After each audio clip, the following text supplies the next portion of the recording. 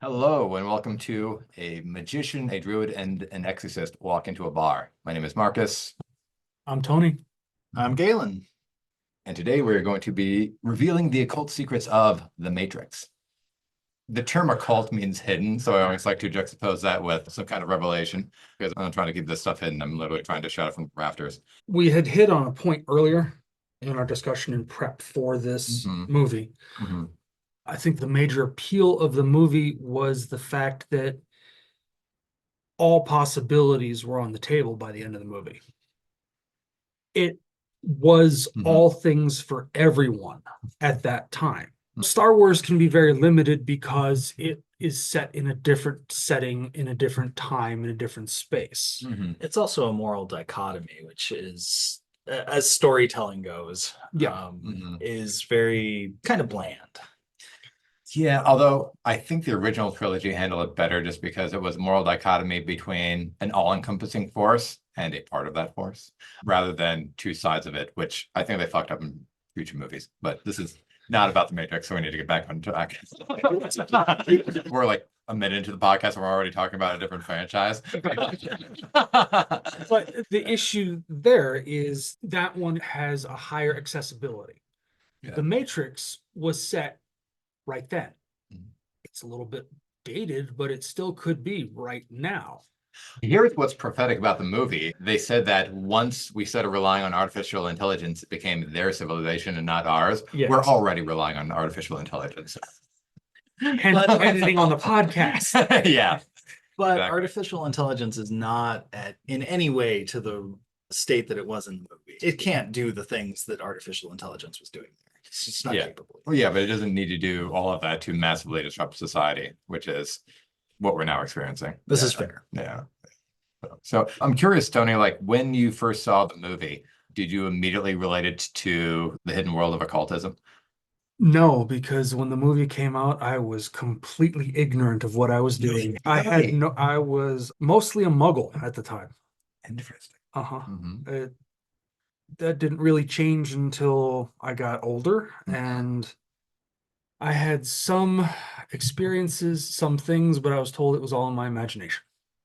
So I locked it down, ignored it, and spent all my time drawing things that I thought were from my imagination, which some of them are not. So I just thought it was very interesting because I hadn't even considered simulation theory at that point. And that was a really unique introduction to how to do that. It's like, oh my God, that is so trippy. And that's how they could do miracles, because they hacked the Matrix. Oh, I had one friend who was going heavily into Christian mysticism at the time. And he was going through his own transformation. And we were discussing stuff about that. Like, hey, how does that work? He was doing exactly the same thing, just 40 years ago without drugs and no computers. That's fascinating because there is all this religious symbolism in the Matrix tying Keanu Reeves to Christ. But when you look at that through the lens of, oh, Christ performed miracles, miracles and magic in general is this technology to work around and beyond the quote unquote rules of reality as we know them, that obviously leads it from the mundane world into more of the occult world. So this leads to an interesting question, which is your red pill moment when you realized this stuff that I'm experiencing is not just in my imagination, it's actually corresponded to something that is real and going on without me. And I actually want to ask Galen this question first. What was your like red pill moment with regards to magic? I have no idea. I don't know that there was a red pill moment, a specific moment. There were a lot of moments. What's your earliest memory of having no doubt whatsoever as to the reality of magic? 5 years old? Nice. Well, was it a process of experiencing the stuff as a child and then having it beaten out of you and then rediscovering it, or did you just always understand it? No, the beatings were for other things. Not for craft. Okay. I grew up in Florida. You couldn't talk about this shit there. Nobody would understand. Formal introduction was probably when I started doing Tai Chi, and my instructor was connected to a lot of different modalities of thought, Tom Brown being one of them. And I learned Tai Chi, and that opened up some things for me. Yeah, so when you started practicing Tai Chi and moving energy, did you start to notice the fact that there's energy going around you all the time? That noticing happened Way long ago. Yeah. Okay.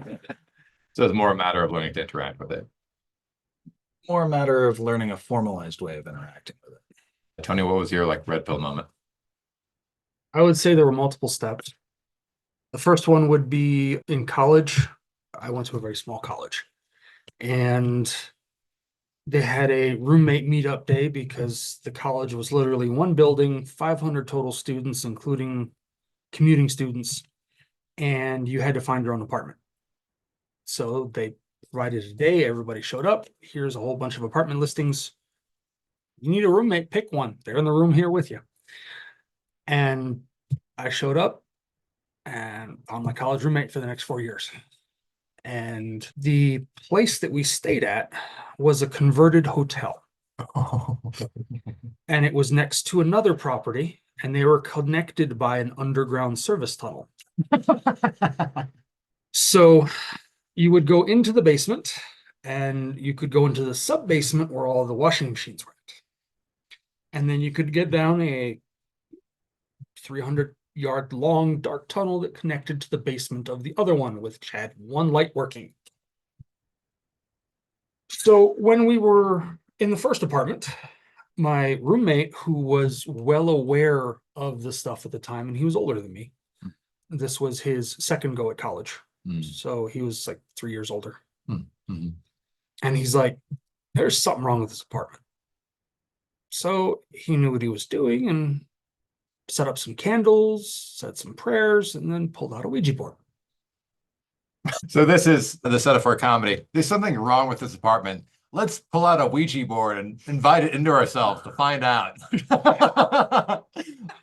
So the idea was to try and figure out at least what it was and if it would go away, because that was his modality for interacting. So I understand in hindsight, back then I'm like, I don't want to touch this crap. I'm not involved. So he's like, no, dude, you're in the apartment. You need to be inside the space. You may as well put your hands on the planchette. You're safe inside the space.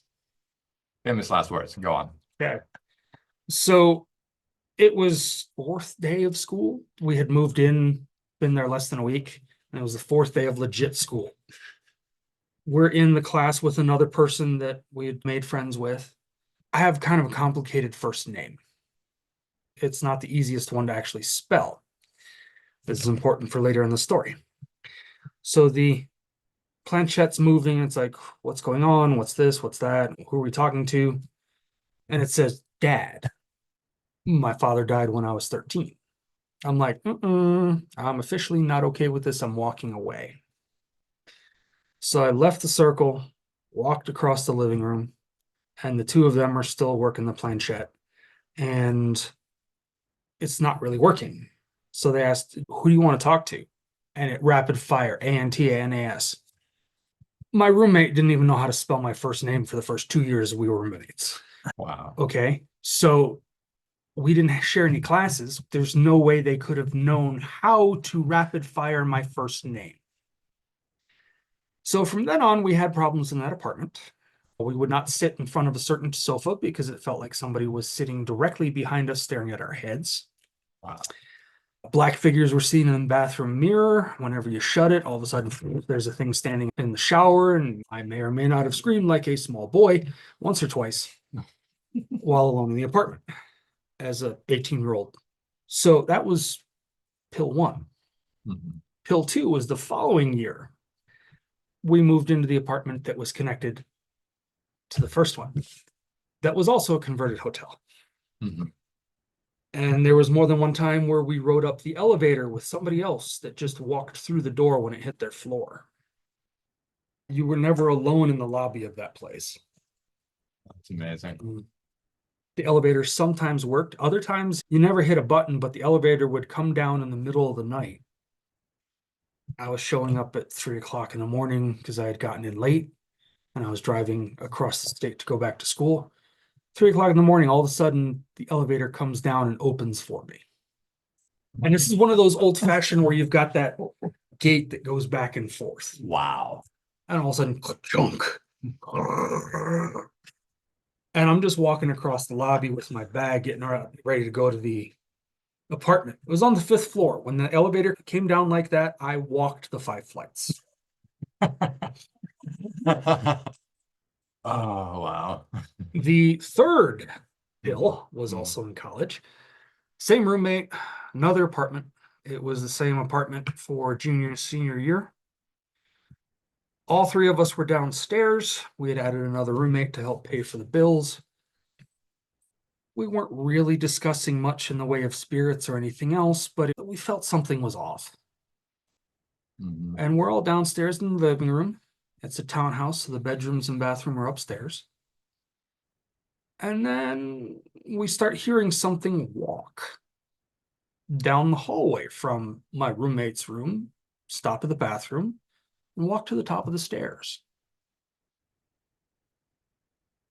At that point, I was about 300 pounds. My other Filipino roommate was about 270, and my other roommate was about 200. None of us could make the floor creak when we jumped up and down on it. And the heat wasn't on. The windows weren't open. Nothing was going on. We're sitting there talking at midnight, and it sounded clearly, don't. Stop at the top of the stairs. All of us stop what we're doing, look at each other and go, I ain't going to bed. Who wants to play some video games? That would be number 3. Wow. Excellent. The 3 parts to like, you ain't getting away from this. That's what it is. I grew up with a semi-haunted home. It wasn't terrible, but did see stuff in the mirror, felt presences. There was one particular room where it just was never happy, always had a certain vibe, but nothing was undeniable until I actually started practicing magic. And then, oh, I'm calling for changes. Oh, these changes are happening. It was for me, practicing magic, really low point in my life, didn't know what to do, but did some research, realized that practicing magic was more like working out than just pressing a button. So I dedicated myself to, okay, I'm going to do it every day for 90 days. I'm not even going to think about whether it's working or not until I get to the end of those 90 days. By the end of those 90 days, I had banished my abusive ex-wife from the premises. So at that point, I still wasn't sure if magic was quote unquote real, but I knew that it worked. So I was going to keep doing it. That was my first realization that, oh, energies are attached to people. If you purify yourself of negative energies, you're going to purify yourself of people. All right, good. So I continued with that, but I still wasn't sure if it was psychosomatic, if it was partly in my head or not. And I've been practicing a really eclectic form of druidry, using the druidic sphere of protection as my primary banishing ritual. So that was my first red pill moment. And then my second red pill moment was doing a tarot reading with my sister, because she's very naturally psychic and does good tarot readings. She consecrated the space, did a tarot reading with me, and then asked, okay, are there any spirits that have a message for Marcus? And then took out a pendulum, something had a message, wasn't a ghost, wasn't an angel, wasn't a demon, wasn't a god, it was a goddess. And then she started going through the alphabet. When she got to H, she immediately stopped, looked up at me and said, Hecate? Neither of us had heard the name. So we were standing there like in this consecrated circle around the tarot cards with our phones out, quickly Googling, what have we gotten ourselves into? Who is this goddess? It's actually through that experience and saying, okay, first entity that I didn't start a conversation with. They started the conversation with me. I decided to play this out. I used the skills that I had developed up to that point to have conversations with her, and then got verified gnosis, recommendations about what to do to improve my life. And those all worked out tremendously well. And so continued on with working with her and that advice. And she actually led me to Golden Dawn magic. So that all of my progress with the Golden Dawn was as a result of finding the goddess of magic, listening to her advice about what kind of magic I'd be good with. And interestingly enough, there's references into the Greek magical papyri about Hecate's angels. So there's actually more of a connection than most people would suspect. But yeah, that was my second red pill moment. And then the third red pill moment has just been like the rest of my life becoming a professional magic teacher. So back to the Matrix. Yeah, thank you everyone for that tangent. It was really interesting to see where everyone's red pill moment is when it comes to leaving the mundane world and then getting drop kicked into this totally different world where the rules are not the same, but you can bend the rules of the first world using the second world. So it's fun. And Tony, what were you going to say? Fun, yes. With my particular calling, profession, Vocation. it's a thing. I do stuff. Some of the stuff that I have learned is that the agents, the concept of the agents going through and being anyone at any time is 100% accurate.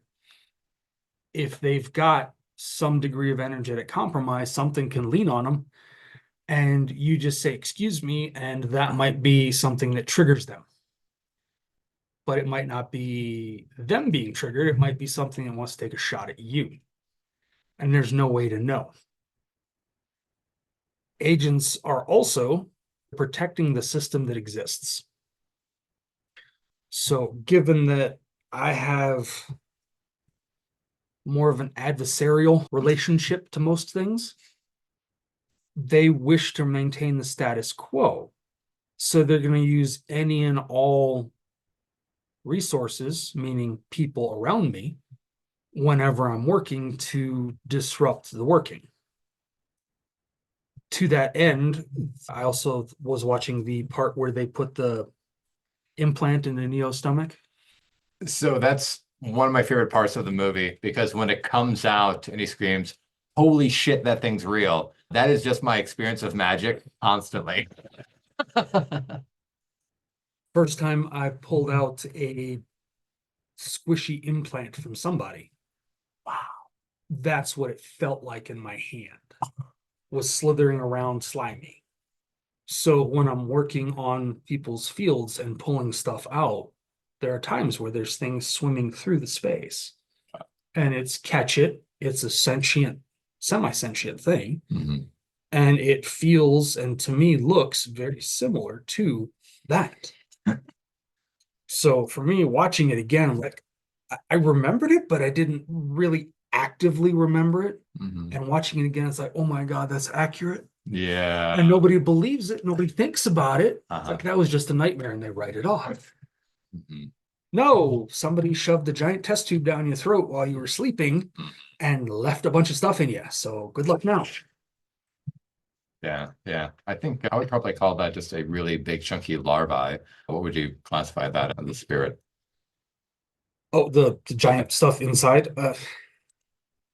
Breaking down names is so difficult because everybody's got their own preconceived notions about what's what. And it's based on your religious, cultural, whatever background you got going on. I know you play D&D. I play D&D as well. Larvae are in the D&D books. They also existed beforehand. And then is it insect larvae? Is it something else? Semi-sentient, crawling around, pain in the butt? Yeah, that would be 100% it. I normally refer to those as just energetic parasites, though. Parasites, yeah. Because that's a catch-all for a bunch of different Thanks. species, for lack of a better. I've tried to codify stuff in my own practice. So I can go, these things fall into this category. Yeah. And it's based on what they do and how strong they are. Yeah. Yeah. And it's also like dealing with an agent. Oh shit, that's a full agent. It's not just a cop. It's an agent. Peace out. I'm gone. It's time to go. You have no business dealing with that. And the folks in the Matrix, folks that use magic, yeah, you can bend reality for a bunch of stuff. You see something big and bad enough to be an agent, it is time to officially walk away. Yeah. That is the number one thing I recommend. Do not engage. Yeah, so Just like in the movie. have you had any experience with agent scaling? Depends on what the definition actually means. Yeah. So this is what's interesting, because I feel like it can happen on multiple levels. There's the level of just like out and out possession, where some greater entity is taking a person for a ride for a particular purpose. But there's subtler levels of psychological and even energetic programming that will just boil up in people. And so suddenly you realize you're no longer dealing with the individual, you're dealing with them as a representative of this thing that they're a part of. I would also add that there's oppression, Yes. where it's busy actively pushing your buttons to get you to do an outcome, but it's not controlling you. You still have free will. Yes. And I would qualify anything agent as active oppression. I think the Catholic Church defines it as level 2 Really? oppression or obsession. It's one of those two, where it's actively pushing on people, but it's not using them like a puppet. So any of those? Possibly. Mostly I just talk to trees. Yeah, trees are awesome. Like people don't understand. Yeah. It's interesting for me because I've studied so much philosophy. I understand some of the energetics of that realm. And I find that I often encounter people acting defensively, almost like they're the white blood cells of whatever thought structure they subscribe to. But it usually doesn't cash out into them like losing control or becoming total asshats, just because that wouldn't even be productive for the thing that they're trying to defend or represent. But I do sometimes have that moment when I realize, oh, I am no longer talking to the manager. An appeal to rationality or even the individual person and their history isn't necessarily going to be effective in this conversation. But what's interesting is that I don't experience it as agents of the current dominant paradigm. I experience it as agents of a bunch of warring sub-factions and revolutionary factions that the current paradigm that we live in is the stalemate between all these opposing forces. Yes. What is this saying? Reality is just a line in the sand where two warring wizards fought to a standstill. So Galen, tangent, what do the trees have to say about the Matrix? We haven't talked about the Matrix. And I don't think the trees have seen it because they don't perceive reality the same way that we do. This is true. Yeah. So What if we went to the park, pulled up the screen, and projected it on the cloth so they could, in slow-mo? the trees don't have tongues or eyes. It's fascinating. But We have talked about Star Wars. what do they think about Star Wars? They agree that moral dichotomies don't really tell anything, and they really liked the Wookiee homeworld. Giant trees. Yeah. Well, and the idea of the caretaker species being in harmony with the trees and living in them and Oh, existing that way. so they like it when a sentient species isn't totally psychotic and destroying the planet that they're living on. Yes. They generally appreciate that. And I thought the Ewoks were really cute. Excellent. All right, sweet. So they do give movie reviews. This is fantastic. This will be incredible moving forward. But back to the Matrix. There's a second Star Wars tangent. I'm thinking that might have to be the next thing. But yeah, what else from the Matrix do you think is true to occultism? Perspectives of reality are always tricky because we take reality for granted. We expect things to work a certain way, and when they don't work that way, it's either shocking and gets booted out of the system or sublimated into the system. Censored, suppressed. People see something strange that they can't Explain. or coercively make fit into their worldview. And so then it just gets sublimated in, oh, it was just this, or it was that, or I ate some bad clams. They ascribe whatever causal force to it that they want to in that moment. And then that becomes the story that they tell themselves. And that becomes the reality. And so the story becoming reality is the Matrix. Like the Matrix itself is the story that the computers have told to the humans that has become their reality. And people don't react well when they're pulled out of it. Yes, which is eternally the problem trying to talk to people about occultism, because either you're crazy or their world is a lie, and neither of those are really great. And those aren't the only two options either. It's not your world is a lie, it's that your world is incomplete. And I think even in Muggle circles, it's possible to be able to say, okay, I know about my sphere. I know about the people that I know about. I know about the things that I know about. I know about my job. I know about my family. I know about books that I've read, the TV shows I've seen. I know about all those things. But maybe there's this thing over there, like rocket science or brain surgery, or unless you happen to actually be a brain surgeon or a rocket scientist, and then you know plenty about those things. But there's always something that is outside of your sphere of knowledge or your understanding of the universe.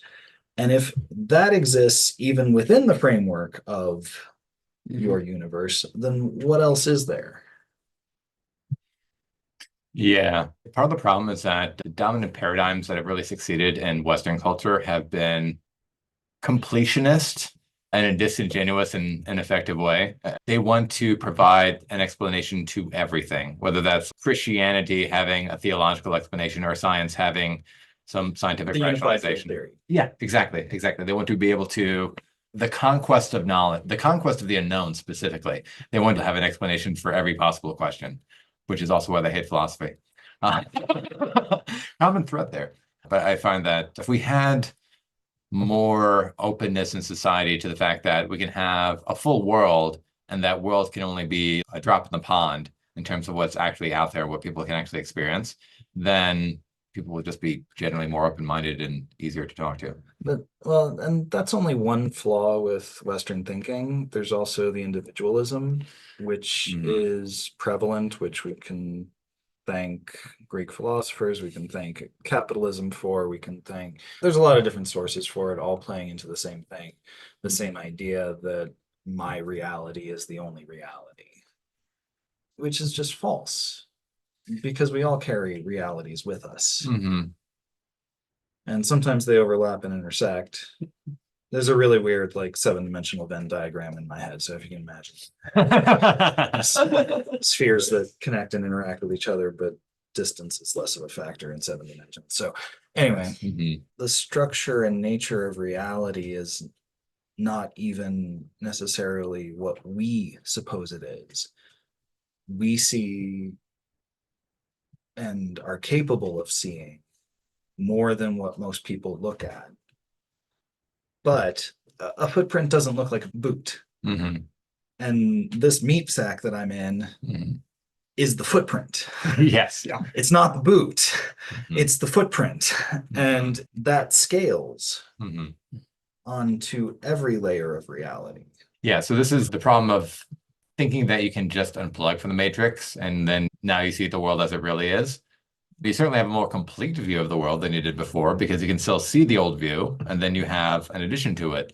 But I feel like we all have to run software. It's like our view of reality is itself a mental appendage that we're using to navigate a space that is in itself inherently unknowable. Well, and that's where the matrix diverges is you can't unplug from it because you are part of the system. You are an integral part of the system. Perceiving itself that is necessary for the system to exist. And that kind of detachment is part of the scientific mind because when you're running an experiment, you want to remove all influences of the observer, but that's impossible. Yeah. Especially if you talk to a quantum mechanics. Double slit experiment. That's all I gotta say. Exactly. It's impossible to remove the effect of the observer. And to quote one of my favorite authors regarding Schrodinger's cat, don't try and distance yourself from it. Get in the box, wait for the poison to come out or not, and see what happens. Yeah. That too is a valid experiment. Of course, what happens when you put yourself in the box and you experience a quantum superposition? Learn from that experience. Make sure you wipe afterwards. Open the box and let the wave collapse into There we go. Yeah. See, this is what I absolutely love is this is the next main point that I had for the movie.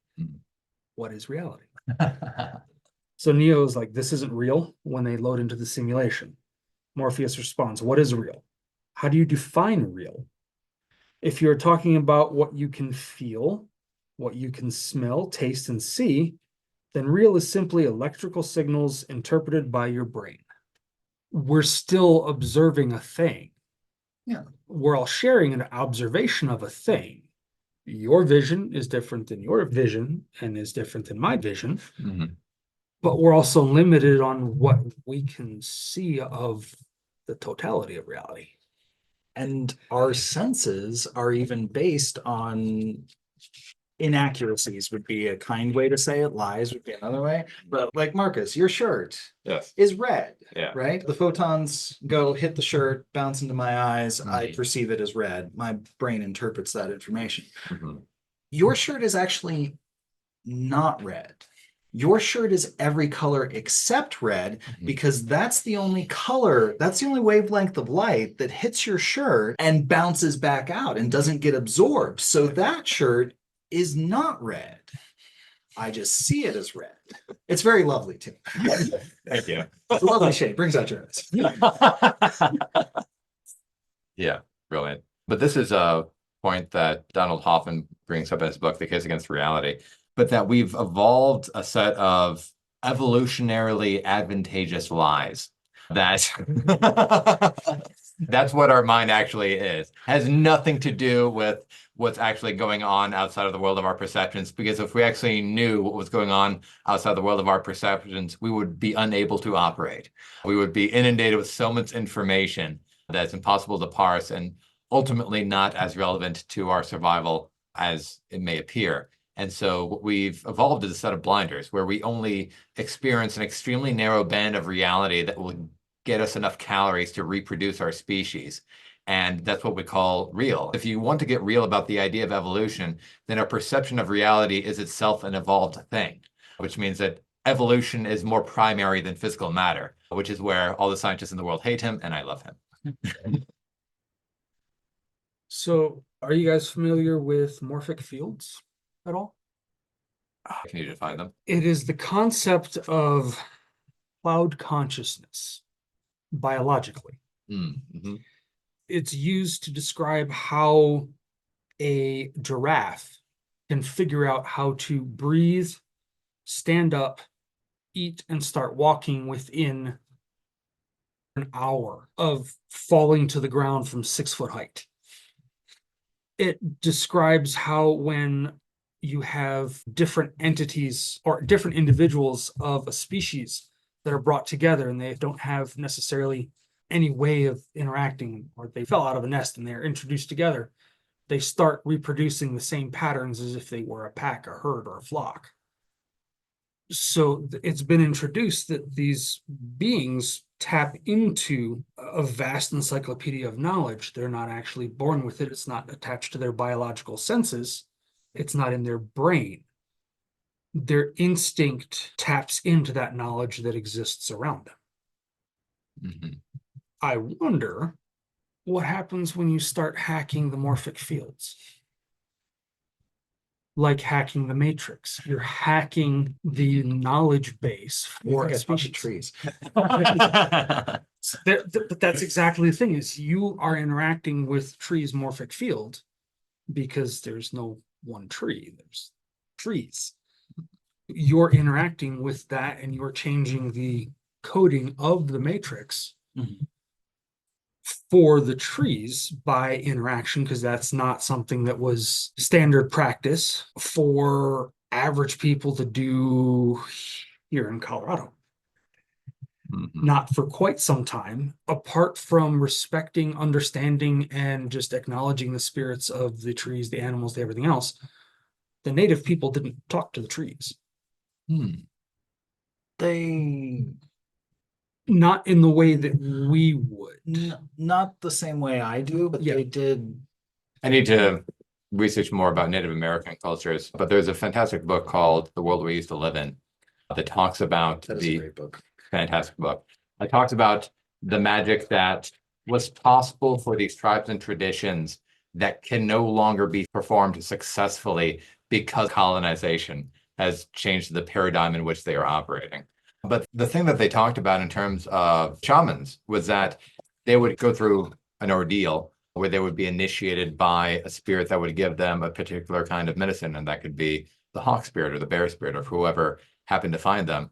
And it was basically like each person developing a whole system of magic for themselves. And sometimes they would train others, but they never formed like schools the way that magic schools in the Western world. It was more just like that became a particular practice for that thing, for that person. And if somebody else wanted to become a shaman, they had to go out and find the spirit that wanted to initiate them and then go through the ordeal of being transformed. And so I think there were people like that, but they also had a decent chance of going crazy or dying during the initiation process. So like it didn't happen that often. Exposure is a real thing.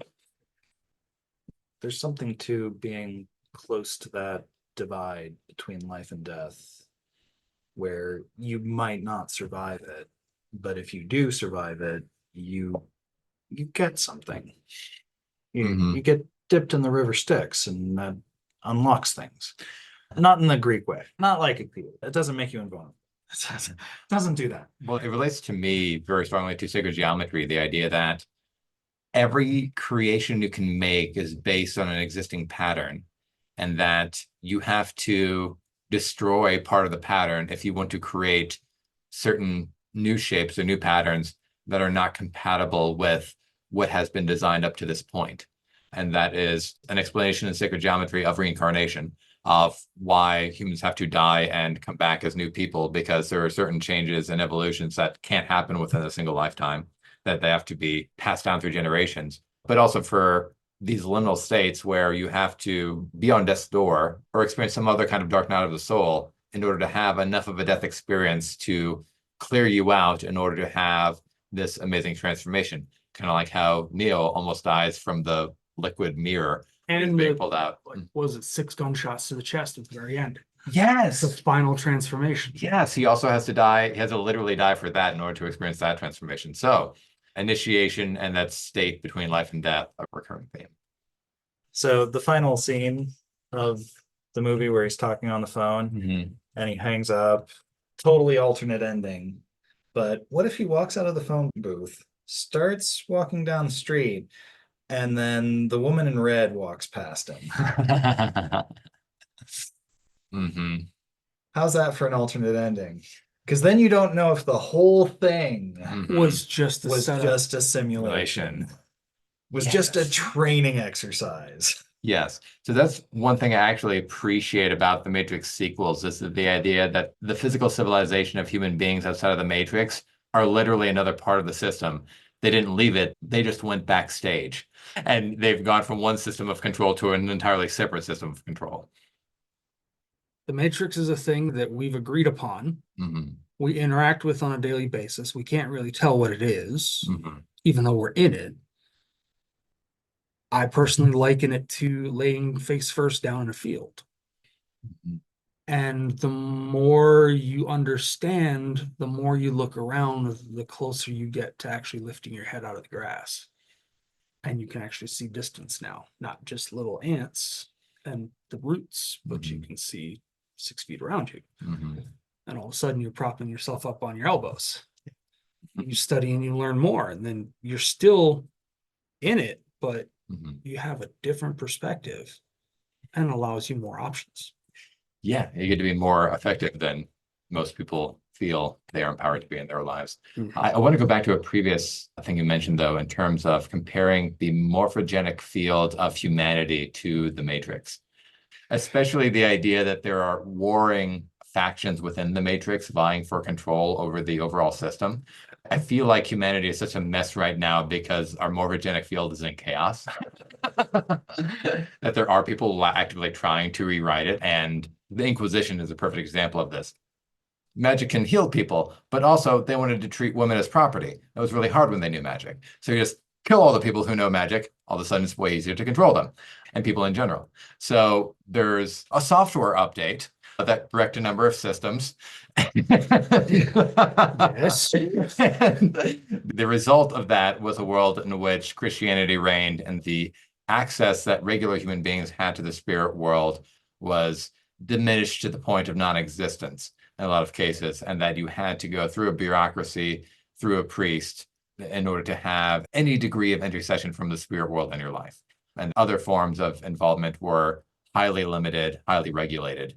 And so now we're seeing a breakdown of the system twice. One, the secular revolution from the dominance of Christianity to the rise of science as like the basis of human knowledge, and that became the center stage in the morphogenic field. And now that's starting to wobble as more people can communicate, more people can experience magic in the spirit world for themselves, and there are other things. So I think it's not a matter of like necessarily unplugging from the matrix when you realize the reality of the spirit world, but you're part of the new expansion. You're part of this new way of interacting with reality, this new evolutionary adaptation that we're trying on. And science isn't a bad way to view reality. It's not a bad lens to look through, but it is only one lens. And there are multiple perspectives of anything. And the scientific method is great. Form a hypothesis, design an experiment to test the hypothesis, test it repeatedly, and see what you find out. But even science has its limits, and legitimate scientists who are honest about their craft acknowledge the limits that you can never prove a negative. Yeah. There are certain things that you can't describe, and there's a lot that they admit they do not know. They do not know where dark matter comes from. They don't know what dark matter is. They don't know what dark energy is. They don't know where dark energy comes from. Like when you're talking about high level physicists, they admit that there's still a lot of mystery in the world. And that is one of the values of that mindset is that you can say, okay, if I'm not going to get my answer from this lens, let's look from this one and just see. And see what we find.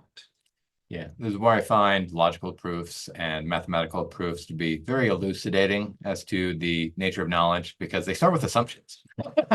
They start with, let's call this as true. If we do, what game can we play? What follows? And science is all of the knowledge you can get from the assumption that I am an impartial observer. And then high magic is the assumption everything that I'm experiencing is part of a contiguous single body of a single entity, which I am and everyone else is. Well, and within science, they did a wonderful experiment. They wrote a whole book about it. It's called The Invisible Gorilla.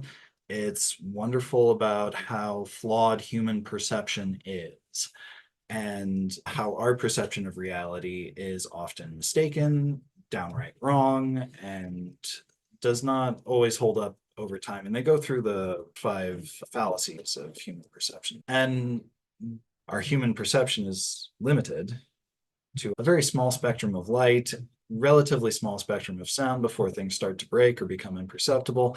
I mean, that's the most fun thing about magic is when the stuff that you thought was just in your imagination gets perceived by other people. Alan Moore's best phrase, the outdoor imagination. The idea that we have an internal imagination that is just private to us, and then there becomes a point at which our imagination is actually perceiving phenomena that are happening outside of us and in between us. And it's only when your outside imagination is verified by somebody else, they realize, oh, this is real. This is happening. We got to do something about this, or we could. And to hop on your point about the invisible gorilla, because I have seen that experiment, I contrast that with the pink elephant. The pink elephant is the thing in the room that everybody can perceive, but nobody is supposed to talk about. The invisible gorilla is also equally real, but nobody can see it because they're not ready. They've not taken the red pill. Well, and even when you take the red pill, there's still things you're not going to see. Yes. Yeah, which is why the metaphor of the red pill has been overused, because any way of thinking or perceiving that is outside the mainstream can potentially be called a red pill. Yeah. You're twitching, Tony. What are you thinking? I do believe that there are limitations to what we can perceive safely while maintaining a shred of sanity and control of our own bowels. So if you're going to go on a trip, wear a diaper. Yes. And have a spotter. For ease of cleanup afterwards. Make sure you got a spotter just so you don't walk off a cliff, and depends, you're good to go. There are stories of people who have gone on vision quests, whatever you want to call it, Mhm. journeys, and not come back, Mm-hmm. either because they can't find their way or because they don't want to come back. Or what's coming back is not them. The third option that I'm asked is where I've had clients that are, no, that's not them. Whatever's in there is not rooted yet. We need to kick that out so the real can come back in. Mm-hmm. That- Yeah. That was fun. All By right. fun, I mean horrifying and don't want to repeat it. There are things man is not meant to know. And at some point, we're going to have to cover H.P. Lovecraft and get into the deep end on all of this about how much red pill is too much. When do you overdose on red pill? Unfortunately, I think you find that out about 10 minutes after you took it. Oh, shit. Oh, I should not have taken that much. There's no take backsies. You're done. Oh, no. Well, thank you. Thank you, Tony. Thank you, Galen. Thank you all for listening. I think this has been a tremendous first episode. And do any of you want to reveal where they can find us? I've got a website if you need assistance with stuff and things. It's quietus.ltd, QUIETUS.ltd. All the info's on there, how to get a hold of me. Excellent. And I'm at marcusmattern.com. You'll mostly find me on Facebook, where I have an online community of over 11,000 practitioners. And I'm also on YouTube, where this episode is most likely going to be hosted. And I don't really have an online presence very much, so. He speaks with the trees. if you want to find Galen, you'll have to talk to some trees. Thank you all, and good night.